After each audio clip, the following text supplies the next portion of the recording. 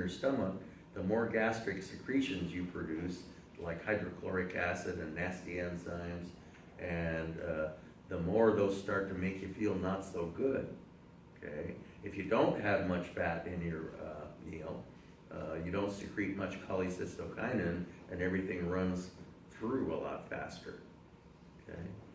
So, and you don't get that queasy feeling. So, we begin the process by beginning mechanical digestion with the teeth and all that stuff. And the better job you do, so there's the Wharton's duct, see, right there. And the better job you do in the mouth, okay, the less work that the stomach has to do, but the stomach could do it all. You could just swallow it in chunks if you could get it down, and the stomach would do everything. You might not feel so good because it'd have to spend a whole long time in the stomach, and you'd secrete all those gastric secretions. Okay, this tongue greatly helps. It forms, first of all, it keeps the food in between the teeth, and so do the cheeks. Hold the food so that the teeth can break the food particles up, and later on it helps as the food mixes with mucus in your saliva.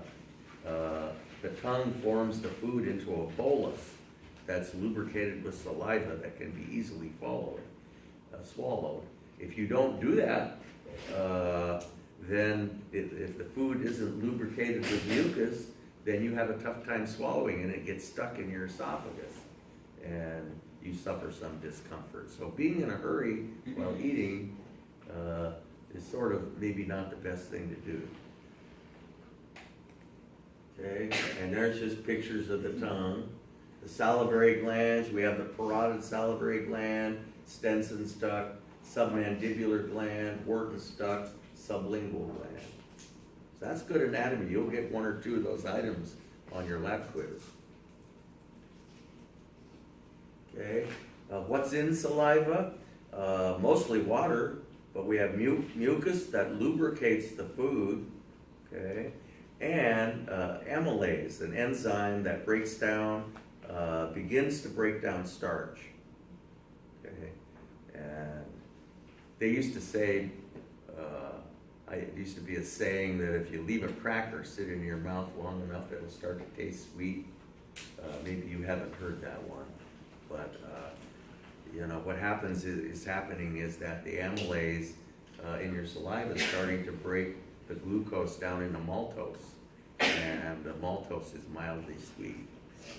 So, you know, break the starch down into maltose, pardon me. Okay. And there's the cell that makes amylase under the influence of a whole bunch of different stimuli. And so amylase is the enzyme that breaks down amylose. Carbohydrates have an OSE ending. Okay, a lot of enzymes have an ASE ending. You can tell by looking at the names of some enzymes what it is that they do. Other enzymes, you haven't a clue. So, okay, but amylase breaks down amylose, which is starch, and it breaks it down into maltose, the disaccharide. It doesn't break it down all the way to glucose. Okay. Does that mean starch has alternating? No, starch is just completely nothing but glucose units. Okay. Well, how does it know how to make just two of them? Breaks it down into twos. Yeah, well, maybe there's an odd one at the end. Yeah, that's I don't know. Okay, so salivary glands have these little units that they'll synthesize the amylase and secrete the water and all that stuff, and the mucus. Okay, so you may have noticed that the composition of saliva is somewhat variable. Okay, when you're in the parasympathetic mode and eating a big meal and all relaxed and everything, you produce a profuse watery saliva that has a lot of amylase in it, okay? On the other hand, if you're in the fight or flight mode, like after you just finish a 5 or 10 mile run, I've heard so many people comment that their saliva is just really yucky, okay? And that's because it's not watery at all, and it's mostly mucus. The water goes away, and there's no amylase, very little water, and it's mostly mucus. So, little wonder that it tastes yucky. Okay. So once you have formed the food into a bolus, okay, the tongue pushes it back into the oropharynx, and there are receptors in the oropharynx, and those receptors initiate the swallowing reflex. When you stick your finger back there, when the swallowing reflex, when we don't want it, is called the gag reflex, you know, but it's pretty much the same thing. Okay, and anyway, muscles, the mylohyoid muscles pull the larynx forward, so the food bolus can pass behind the larynx, and the epiglottis closes, and the uvula, the soft palate, closes over the nasopharynx, so food doesn't go up in your nasal cavity, and we all know what that feels like. And so at this point, we lose control of the food forever. Okay, this is the beginning of a long sequence of spinal reflexes that propel the food clear to the other end of the system without any help or manipulation by us. And there's actually an upper esophageal sphincter that closes behind the food bolus. And by the way, just like they call urination micturition, and then nobody ever uses the word, I've never heard anybody call swallowing deglutition, but that's, once again, what physiologists formally call it. Okay? So during swallowing, this mylohyoid muscle in the floor of your oral cavity contracts, and it's attached to the hyoid, and the hyoid is attached to the larynx, and that pulls the larynx forward. And you can see someone's larynx move when they swallow. Okay? And so, anyway, so the larynx is pulled anteriorly. In addition, the epiglottis closes over the glottis, and the soft palate closes over the nasopharynx. Finally, peristaltic waves of contraction propel the food down to the cardiac sphincter, which opens and admits the food into the stomach. Okay? And there are many different names for this sphincter, as there are many different names for lots of stuff. And we'll just try and focus on one name for lab. Okay? We'll call it the cardiac sphincter. And so if you haven't lubricated your food bolus enough, it sort of gets stuck in there. And these waves of peristaltic contraction pass down the epiglottis about 3 per minute. Okay?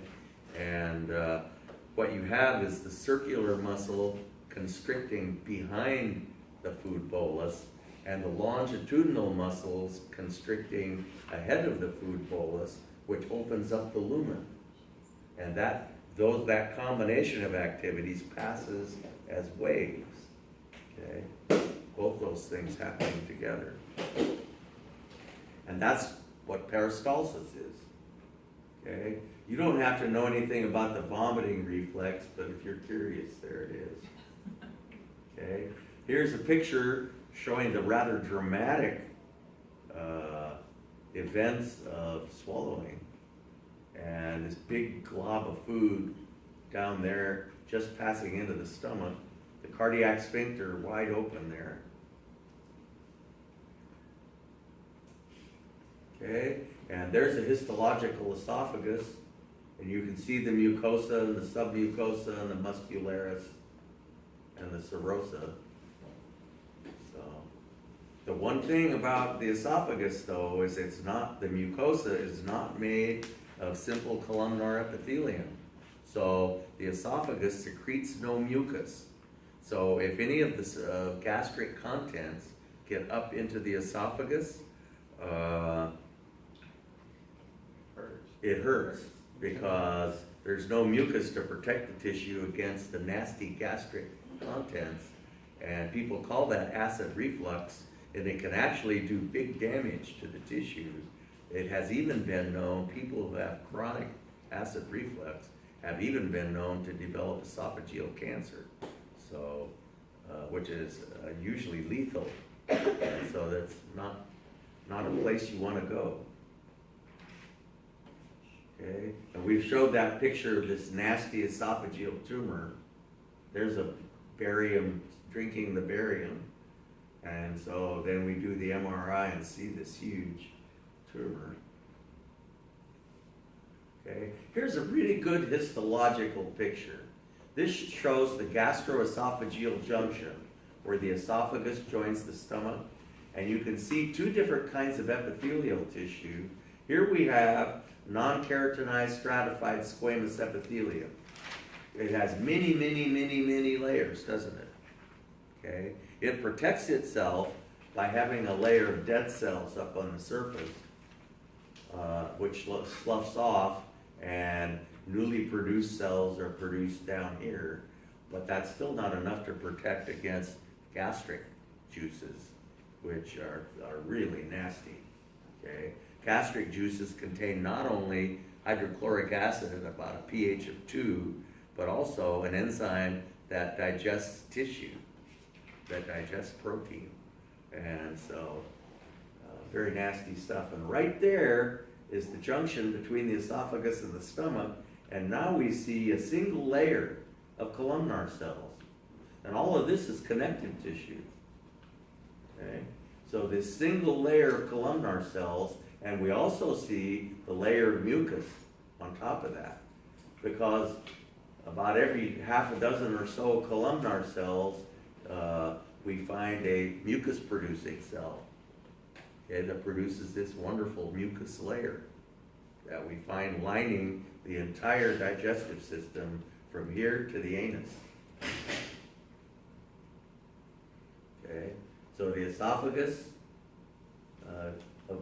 does not secrete mucus, but from there on we do, because simple columnar epithelium does. Simple columnar epithelium is not designed to resist abrasion, though. It's very poor at resisting abrasion, whereas we have quite a bit of abrasion in the esophagus, so maybe that's why it's constructed of a different type of tissue that's designed to withstand abrasion. Okay, so there it is again. So cardiac sphincter, once again, opening up. Okay, and there's a picture of it. So 3 functions of the stomach. Storage is a big item because we can eat a whole lot and got a place to put it. We complete mechanical digestion. So the food that leaves the stomach has had mechanical digestion completed. It's a liquid. It's a liquid with blobs of fat and little bits of lettuce or whatever, of various cellulose types of components floating in it as it leaves the stomach. And it's got to be pretty liquidy to pass through that pyloric sphincter. Okay? And it says continue chemical digestion, assuming you began chemical digestion in the oral cavity. This amylase that we have in saliva really isn't very necessary, because later on the pancreas secretes much more active amylase than is in our saliva, but for some reason, maybe it has something to do with evolution that we still have that. So, continue chemical digestion. So I like this stomach because it shows the stomach in more of its real configuration, in the fact that it's laying pretty much flat. So when the food comes in the stomach, the chunks of solid food are down at the bottom. Okay? And you can see the position of the pyloric sphincter is such that only liquid, the liquid will be on the top, only liquid can be squirted down here. You get intense peristaltic contractions sweeping the entire length of the stomach, okay, about 3 per minute. And so as the peristaltic contraction reaches the end, the pyloric sphincter closes, but not before a little bit of liquid has been squirted out into the duodenal bulb, okay? So about every wave of peristaltic contraction, it's about 3 milliliters of liquid gets squirted out. So if you do the arithmetic, that's about 10 milliliters. If you get 3 contractions per minute, that's about 10 milliliters per minute, okay? And so your typical meal stays in the food in the stomach for about 2 hours, they say, depending on how much fat you ate. Could be longer if you ate a whole bunch of fat with it. So, okay, solid chunks on the bottom. Does that So- vary with children? What? Does that time frame vary with a child? Probably, but I couldn't tell you how.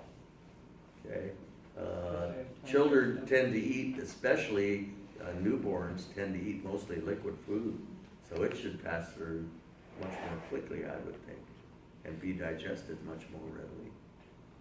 So, kind of depends on what you ate a lot, and so, like a milkshake would be through there and nothing flat, you know. Although a milkshake contains a fair amount of fat, probably. So, okay, so gastric blood supply,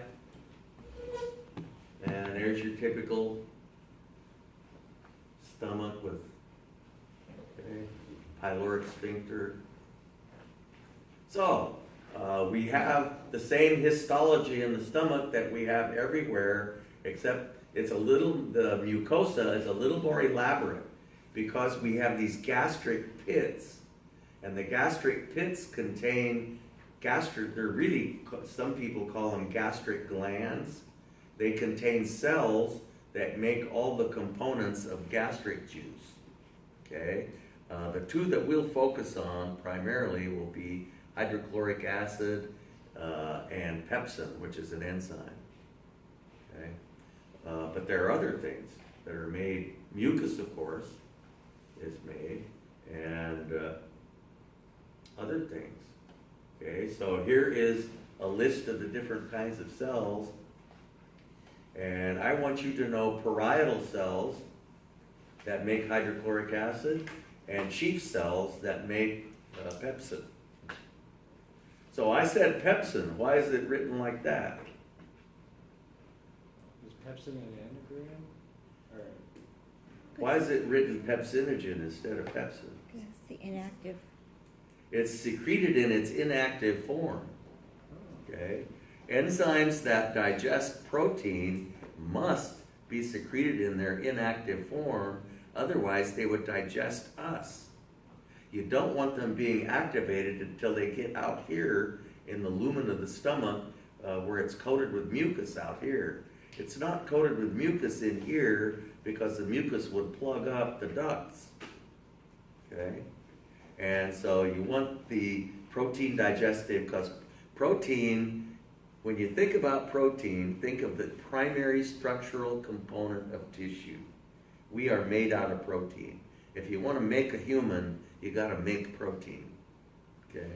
And if you want to break down tissue, you got to break down protein. So everything significant contains a certain amount of protein and the primary structural component of tissue. So we don't want to start breaking down protein until we get out in here, okay? And the parietal cell makes hydrochloric acid, which is responsible. We'll see what some of the functions of the hydrochloric acid are. No place else in our body are the conditions so hostile as in the stomach. A typical pH of the rest of the gut is around 7. Typical pH in the stomach is anywhere from 1.8 to 2. And I mean, we're talking big time concentrated hydrochloric acid. So, okay, so there's a list of the different cells, and I want you to know those two. Okay, and I want you to know the chief cells make pepsinogen, and the parietal cells make hydrochloric acid. And then I want you to know something about how that's done. So here you're looking at a view of an opening to a gastric pit. Another view showing the gastric pits. So pepsin is the enzyme that's made by chief cells. Okay, there are two types of protein digesting enzymes. There are enzymes that snip the protein in the center, and there are enzymes that snip amino acids off the end, like a little Pac-Man, snipping them one at a time off the end. Endopeptidases snip them in the middle. Okay, and this enzyme is an endopeptidase. Of course, by snipping it in the middle, you expose more ends. Okay, so that the other kind of enzyme has more ends to chew on. So this is the only proteolytic enzyme made in the stomach, but we start digesting protein. So we break the big proteins in the steak down into little proteins that are water soluble, okay, that can pass out of the stomach. We will see that exopeptidases cleave the amino acids off the end, but they won't come until later tonight. So the pepsinogen is activated by highly acidic conditions. And when it enters the lumen of the stomach, it's immediately converted to the active form. But that's okay because the lumen of the stomach is coated with a mucus that is resistant to hydrochloric acid and pepsin. And indeed, it's pretty much chemically inert, this mucus. So the pepsin exhibits its maximum activity around pH 2, which is very bizarre for an enzyme, most of which have maximally active around pH 7. Okay, so that's not such a good picture. It's this next one. HCl synthesis. Okay, that one just shows the synthesis of pepsin, but it's kind of complicated. So let's look at HCl synthesis. Hydrogen ion is synthesized from carbon dioxide. How could we do that? How could we make hydrogen ion from carbon dioxide? Do we know a process that does that? The bicarbonate buffer system. Yes, indeed. And so we see, we have CO2 out in the blood. It's being absorbed by the parietal cell, and we combine it with water and make carbonic acid, which splits in half into hydrogen ion and bicarbonate ion. The bicarbonate is put back in the blood, and the hydrogen ion is pumped out into the lumen of the stomach. Okay, and there's a little pump that does this. These pumps in the stomach are called proton pumps, because a hydrogen ion, if you think about it, is nothing but a proton. Okay, so a proton is a hydrogen ion. And so, of course, the hydrogen ion is the hard part of hydrochloric acid. That's the hard part. Once you've made that, chloride ion, you can find that anywhere. Okay, it's the hydrogen ion that's the hard part to make. So these proton pumps pump the hydrogen ion out into the lumen of the stomach, and somewhere we come up with chloride ion, which isn't too tough, and that's how we make the HCl, is using the bicarbonate buffer system. And we even have that enzyme, carbonic anhydrase, that we have in red blood cells that facilitates the process. In doing so, we make the blood more alkaline because we're putting bicarbonate in the blood. Remember how people who with excessive vomiting tend to go into alkalosis, metabolic alkalosis? That's because they have to make gobs and gobs of more hydrochloric acid. And so they're putting gobs and gobs more bicarbonate ion in the blood. The blood becomes excessively alkaline. So proton pump inhibitors, Prilosec and Nexium, which are really the same thing. It's a great pharmaceutical scam, how they convinced the authorities that Nexium was really a new drug. Prilosec, the patent expired on Prilosec, so you can buy Prilosec as an across-the-counter drug now. Nexium is the very same thing. It's just twice as active, okay, for reasons we needn't get into unless you really want me to. But they're virtually the same thing. You could just take a double dose of Prilosec and you're getting the same thing as Nexium. And you're paying a whole bunch more money. Nexium, the little purple pill they talk about. Okay, so we have a brand new patent for Nexium that'll be around for many years now. But just take Prilosec. Don't even worry about it. So why do we have all this HCl? Well, it activates pepsin, okay, but it helps unravel proteins. Many of the proteins that we find in food are globular proteins. They're like a big ball of yarn. And our enzymes can't attack a big ball of yarn. So the hydrochloric acid helps unravel the big ball of yarn into a strand so that our proteolytic enzymes can attack them, can snip them in the middle and on the ends. Okay? So here, this is a nice picture showing the mucus layer, and the mucus layer in our pH 2 gastric juice up here. We have mucus and we have bicarbonate ion being secreted into the mucus, which helps neutralize any acid that penetrates down into the mucus. So this is how this mucus protects us from the incredibly hostile conditions that we find in the stomach. Okay? And people for whom this mucus layer becomes compromised develop gastric ulcers. And we'll talk about that. Intrinsic factor is something that we also make in those glands. It helps us absorb vitamin B12, which is essential to make red blood cells, but that's sort of minor compared to this other stuff we're talking about. So let's talk now about gastric motility and gastric emptying.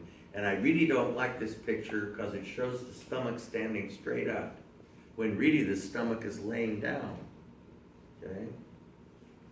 So this picture is much better and shows what really goes on. So about 3 times every minute, we get this intense wave of peristaltic contraction, which sweeps the length of the stomach and propels the contents. Remember, we have solid chunks on the bottom. And as that wave gets to the pyloric sphincter, the pyloric sphincter closes, but not before a little bit squirts out of liquid. And then the pyloric sphincter closes, and everything that was propelled down to the end is forced backwards. It's forced backwards against what is still coming down. So you get a shearing action, and the chunks are forced to rub past each other. And it is that shearing action that breaks the big chunks into little chunks. And that's how we convert the solid food chunks into a liquid. Okay? Now, just think how much less the stomach would have to work on that is if you did a good job of chewing it versus hardly chewing it at all. But nonetheless, it'll happen one way or the other. Okay? So it's that shearing action that's created there that breaks up the food particles. And I have a quiz question on that you may even see. So there's the pyloric sphincter, a very formidable barrier. Okay? And there's what the stomach looks like with that pyloric sphincter. Chunks laying on the bottom. Okay? So 3 layers of muscle, and there's a good reason for that. So let's talk about the phases of gastric activity. Your stomach is said to be active when it starts to secrete gastric juices and when these waves of contraction begin. If you are really hungry and even thinking about food, that can happen. And we call it having your stomach growl. Okay? And you are said to be in the cephalic phase where you're just thinking about it. Okay? Once the food gets into the stomach, stretch receptors in the stomach are distended, and that causes the secretion of a hormone called gastrin. I've never figured out why why the stomach has to secrete a hormone to stimulate itself, but it seems to have to do that. And so anyway, this hormone that stimulates the stomach to get really serious about this peristaltic activity and secretion of gastric juices. As the food begins to enter the duodenum starts to participate in the rate of gastric emptying, depending on how much fat you ate. And so the duodenum and the stomach work together to control the rate of gastric emptying in a very interesting way. So the cephalic phase is where you think about it. The gastric phase is where the food gets in the stomach and we secrete this hormone called gastrin. Okay? And then the intestinal phase, as food begins to enter the intestine, especially if you ate a bunch of fat, it stimulates fat receptors that line the duodenum, and the duodenum starts to secrete a hormone called cholecystokinin. Okay? The duodenum also secretes a hormone called secretin, but cholecystokinin is the really interesting one. You can expect at least one quiz question on cholecystokinin next week. It's this really interesting hormone with a whole bunch of different functions. Cholecystokinin causes a temporary shutdown in stomach activity while the duodenum deals with the fat that just was squirted into it. Okay? And the way that it deals with it is because the sphincter of Oddi, cholecystokinin causes the sphincter of Oddi to open, and all that bile comes in and emulsifies the fat, and the pancreatic enzymes come in and start to digest the fat, and that sort of thing. Okay? Dietary fat causes the duodenum to secrete cholecystokinin. Okay?